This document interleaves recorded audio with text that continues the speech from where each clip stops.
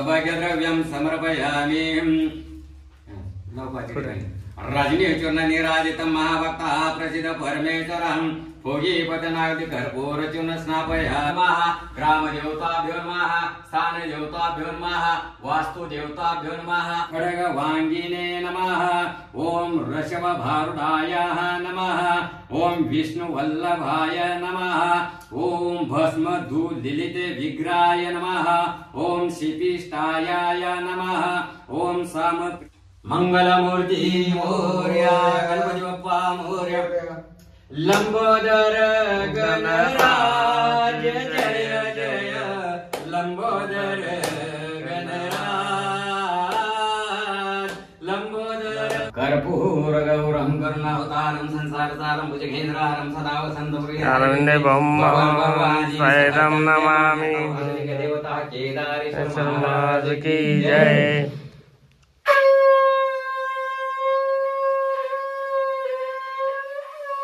मंदिरात परळीचे युवक नेता सौरभ बोबडे यांच्या मार्फत आणि ग्रामस्थांच्या इच्छेमार्फत आज महादेवाला श्रीमंत छत्रपती शिवेंद्रराजे भोसले यांचा मंत्रिमंडळात समावेश व्हावा यासाठी अभिषेक आयोजित केला होता।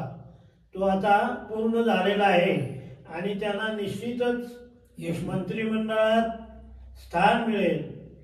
महादेवाने त्याप्रमाणे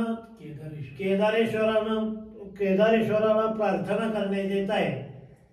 जय जय रघुवीर समर्थ शिवाय। जय श्रीराम।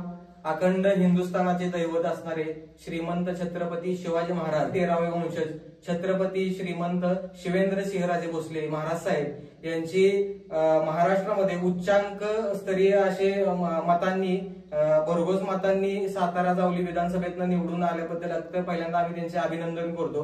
दुसरी गोष्ट की आज आम्ही केदारेश्वर परळी गावाचे जे ग्रामदैवत असणारे आमचे केदारेश्वर जे मंदिर आहे त्या मंदिरामध्ये आज आम्ही महादेवाला साकडं घातलंय की देवा आमच्या महाराजांचा मंत्रिपदासाठी विस्तार व्हावा, मंत्रिपद महाराजांना मिळावं, आमच्या साताराचा मान सन्मान आम्हाला परत मिळावा यासाठी आज आम्ही केदारेश्वराला साकडं घातलं आहे आणि महाराजांना लवकरात लवकर मंत्रिपद मिळून साताऱ्याचा मान सन्मान मिळावा हीच अपेक्षा व्यक्त करतो आणि हेच साकडं केदारेश्वराच्या चरणी आम्ही सगळे मागतो।